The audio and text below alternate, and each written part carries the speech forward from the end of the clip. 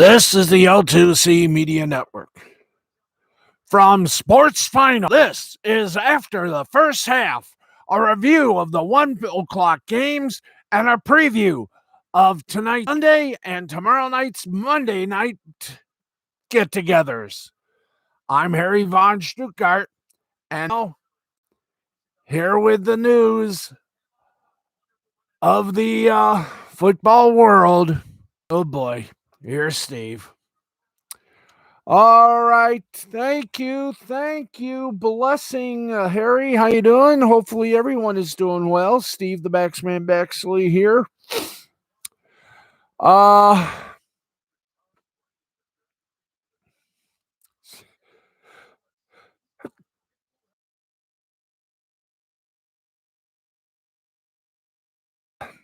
Well,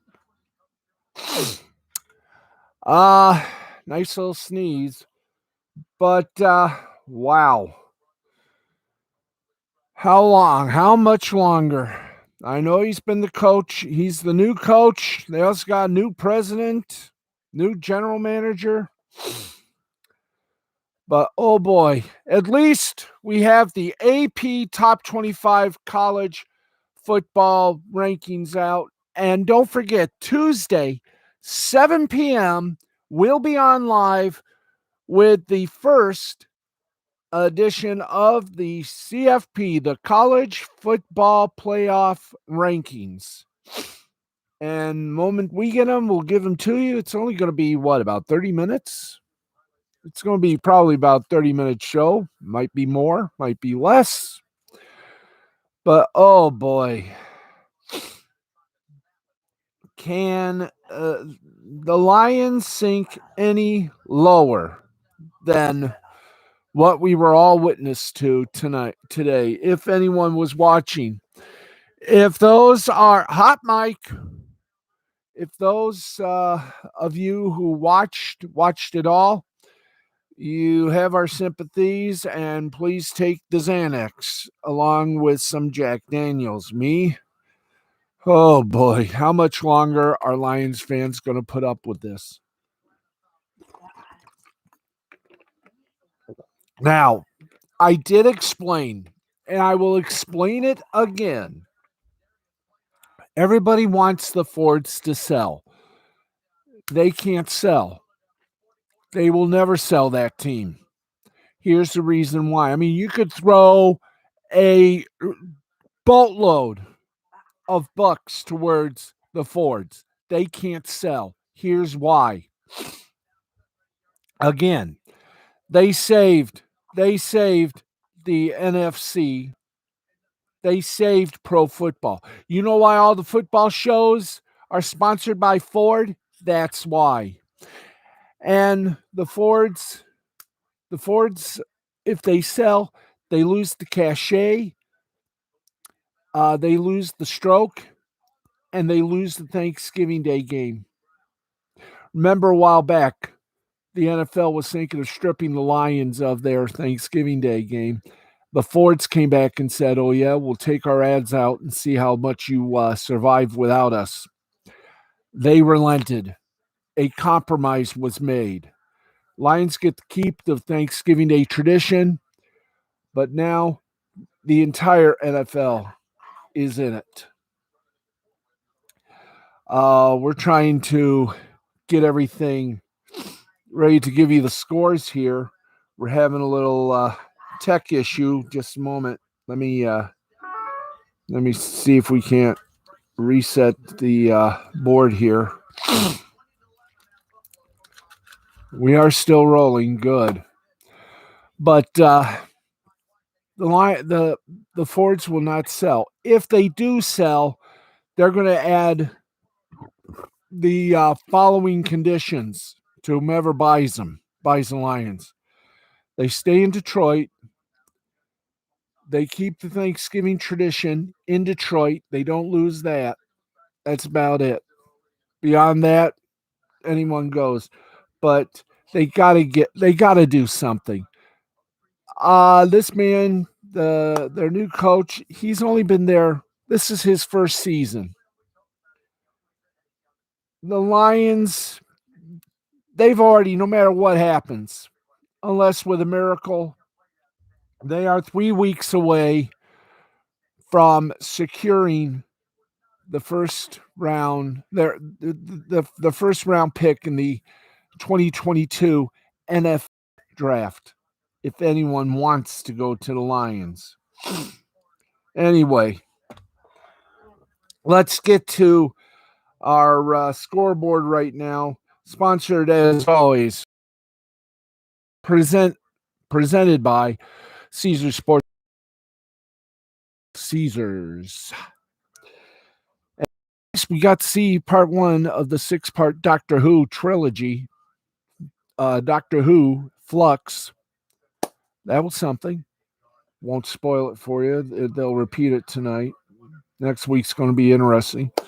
2-minute warning right now. Bengals versus Jets. Jets lead the Bengals by a score of 34-31. Less than a minute left to play. Buffalo Bills about to hand the Dolphins yet another loss, 26-11. Thank you very much. It's nice to have even more news. Thank you.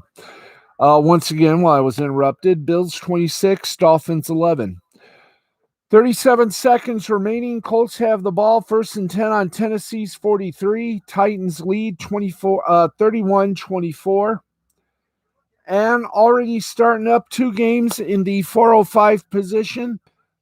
Early in the first, Jaguars, Seahawks, no score. Patriots, Chargers, no score. Let's keep going to the finals. Carolina Panthers over the Atlanta Falcons, 19-13. And the man that was the quarterback for Lions, who was chained, who couldn't let loose, who had to follow the Lions' way of being a quarterback. Well, guess what? They traded him for Goff to the LA Rams. Guess who got the better of the deal? The Rams, because they unchained him. And look at this. The LA Rams, 38. Houston Texans, 22. Matthew Stafford, 305 yards and 3 touchdowns. What did he get when he was a Detroit Lion quarterback? Barely a blip. Maybe 100 yards, but barely a blip. See what happens when you chain your quarterback up to rules, not let him break out like he wanted to. He has now broken the chains, and he is doing some wonders for the LA Rams. Who knows? If he wins the Super Bowl, if he takes the Rams all the way to the promised land, you know it's going to happen. 38-22, Rams over Texans. This hurts. The Eagles devoured the Lions 44-6.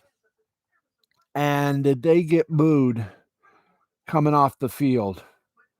They have lost. They've lost an entire fan base.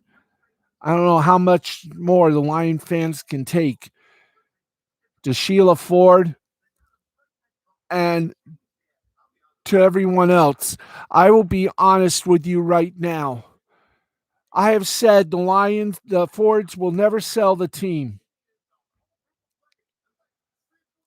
I'm going to say this. They've got to do something. Because if the Lions continue this way, you know it's going to happen. I mean, right now, they are the NFL's doormat constantly. If this doesn't wake up Sheila Ford and the damn Ford family, I don't know what will. They have got to do something. They're either cursed or their ownership is too damn inept.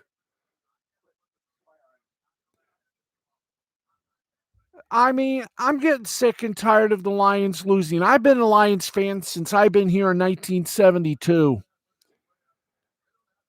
I mean, you see Matthew Stafford playing for the LA Rams. Look at how he's doing. And look at him when he was in Detroit all these years. I mean, he was chained up like, well, you know what? He was chained up like a dog, having to do just what the Lions way. He wasn't given the freedoms that he's being given in LA. And look at them. LA, if we can go back to the LA is 7-1, and the Lions, woe and 8. They're 3 weeks away from securing the first round draft choice. Anyway, let's continue. And I could speak as I want to. Thank you. Pittsburgh Steelers beat the Cleveland Browns 15-10. Huzzah. 49ers beat the Bears 33-22. 425 games, Buccaneers, Saints, Washington, and Broncos. They've yet to go at it. Let's do the there's no preview for the Sunday. It's Cowboys Vikings. Let's do the preview for the Monday night game. The New York Giants coach Joe Judge made a good point about the struggling Kansas City Chiefs this week when he was asked whether the rest of the league has finally caught up to the two-time defending champs. As Judge asked, I mean, how'd the league catch up to him? Is everyone as fast as Tyreek Hill? Nah. The truth is, Hill remains one of the fastest players in the league, and for all their warts, especially on defense, the Chiefs still have a dynamic offense with Patrick Mahomes pulling the trigger and Hill and Travis Kelce catching his. The Chiefs, who are 3-4, are near the bottom at -10, and their defense, both on the ground and through the air, has been a total dumpster fire. They're coming off a 27-3 drubbing by Tennessee, and losses to the Bills, Chargers, and Ravens mean they have lost the tiebreaker just about everyone ahead of them. And Mahomes, we just kind of are not playing well enough. Yeah. If the Chiefs are going to get on track, the timing couldn't be a whole lot better. The Giants, who are 2-5, are coming off a solid win over slip-sliding Carolina, but they have only won one other game. Their offense has a bunch of injured skilled players, including a lingering ankle injury to star running back Saquon Barkley, and the defense just lost playmaking safety Jabril Peppers to a torn knee ligament. It's the start of a stretch in which Kansas City plays 5 of 6 games at home, bye week thrown in the mix.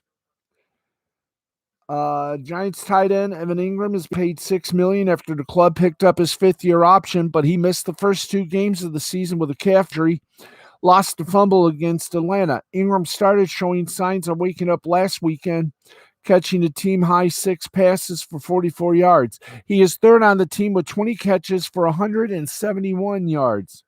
Mahomes is probably giddy thinking about facing the Giants' defense. Teddy Bridgewater threw for 264 yards and 2 touchdowns as Denver piled up 420 yards of offense in Week 1. Taylor Heinicke was 34-46 for 336 yards and 2 touchdowns and helping Washington gain 407 yards. Matt Ryan, Prescott, and Matt Stafford also shredded the Giants. In fact, their only good showing was last week when they limited Carolina to 173 yards. Now, 2 pretty clear indicators of a defense success are turnovers and sacks.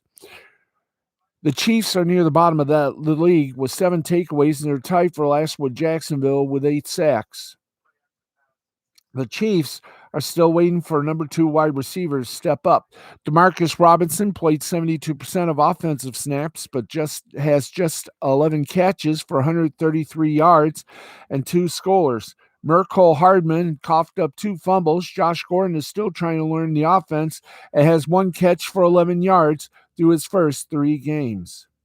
The Giants are 6-20 against Super Bowl runners-up when they play the following season.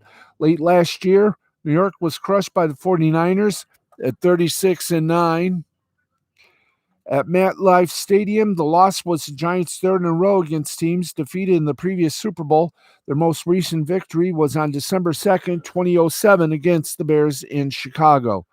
You got the Giants and KC Monday night, 8:15 on ESPN. As for the Cowboys and the Vikings, you don't need a setup. All you need to know is one thing. Both teams are good. Both teams have some strength behind them, but only the Dallas Cowboys have got something that the Minnesota Vikings are missing a little bit, and that's patience and passing and a very strong defense. Cowboys they got the magic with them, and who knows what the night holds. Cowboys Vikings tonight on NBC and NBC Universal for our Spanish language viewers. Okay. Let us go now to the part moment that we've all been waiting for, and that is the AP Top 25. And as predicted, now I haven't seen these and I'm not looking at them right now, but let's go to them and let's sing it out. Number 25, Fresno State. Number 24, Louisiana. Number 23, SMU. Number 22, number 19, Iowa. Number 18, Kentucky. Number 7, number 16, the University of Texas, San Antonio. 15, Ole Miss. 14, Baylor. 13, Texas A&M. 12th, Auburn. 11th, Oklahoma for the top 10. Wake Forest at 10. Michigan dropped a little bit to number 9. Notre Dame, number 8. Oregon, number 7. Ohio State, number 6. Michigan State, number 5. Oklahoma, 4. Alabama, 3. Cincinnati, 2. And who do you think is number 1? Georgia. That's right, Georgia. The Bulldogs, they're keeping that number 1 ranking, but the main thing is going to be Tuesday, and that is going to be when the college football playoff rankings come out. We will bring it to you live Tuesday night, 7 o'clock p.m., right here on Sports Finals Special Edition. And I have a feeling that's where the Spartans could be put in the top 4, and the Buckeyes could be out that door. So we'll just wait and see Tuesday what the men and women of the CFP have to say about the Spartans and the rest of college football's paradise. The CFP, the College Football Playoff Poll, is released Tuesday night. You can see it on ESPN, or you can join me, and I'll do it as Shaggy. So that'll be something. That's worthy of that's worthy of a mission. Anyway, let's get you some updates of the 1 o'clock games. Ba-bam. And right now, whoa, we got something going on here. Final score just in. New York Jets beat the Cincinnati Bengals 34-31. Jaguars 4:05 game. Seahawks Jaguars, still no score. Patriots 7-10 left in the first. 7 Patriots. And in overtime, Colts and Titans, they are tied at 31. minutes, 13 seconds left to play in that game. And hopefully we'll have I know we'll have the final score tonight at midnight. We'll also give you the word on if the Braves and the Astros, well, not if, but if the Braves are World Series champs or if the Astros extend the agony. We'll let you know tonight. Of course, World Series on Fox, 8 o'clock. So we will definitely be going on very late tonight, midnight, 12:05 a.m. with our sports final broadcast. So we hope you'll tune in. Don't forget Tuesday, we'll get you the college football playoff rankings, 7 o'clock to 7:30. Could extend it right here on my YouTube channel. But for right now, that is it. By the way, Colts have the ball, 4th and 6 on their own 34. 9 minutes, 6 seconds remaining. What more can be said except, holy wow, boys and girls. We are looking at something crazy as hell this week. So enjoy. We're going to, yeah, you want to do it? Let's do it. Okay. We are looking right now. We can't do video or audio, but here we go. We're at overtime between the Titans and Colts. 1st and 10 on Tennessee's 28-yard line. Titans going to try to get close to a field goal. So let's see. Titans with the ball. Prepare the pass. And that pass has gone incomplete. This is definitely going to be a huge game for Tennessee. We'll take as much as we can before we do a little sign off for you. But right now, we're still in overtime. Titans 31, Colts 31, 8:55 remaining, and about 5 minutes for us here on our broadcast. Right now, all the 4 o'clock games are underway. And let's go back over to this fun one, the overtime. Kinley is buried, and the Colts are celebrating like all get out.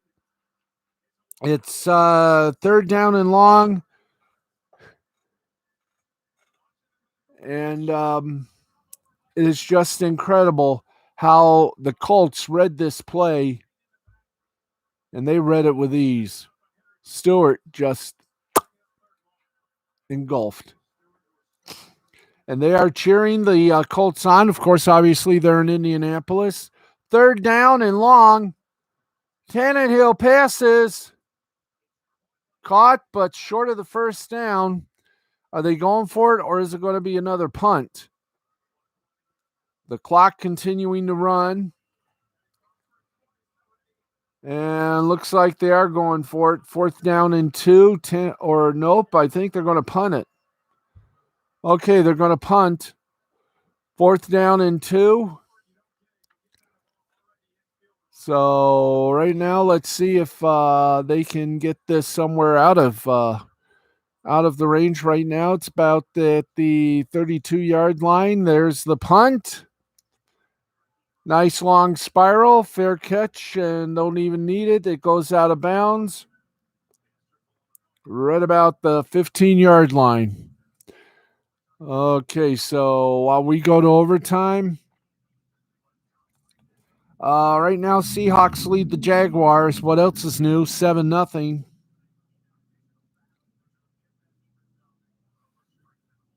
And I tell you right now, it's been a wild day. Lions get embarrassed.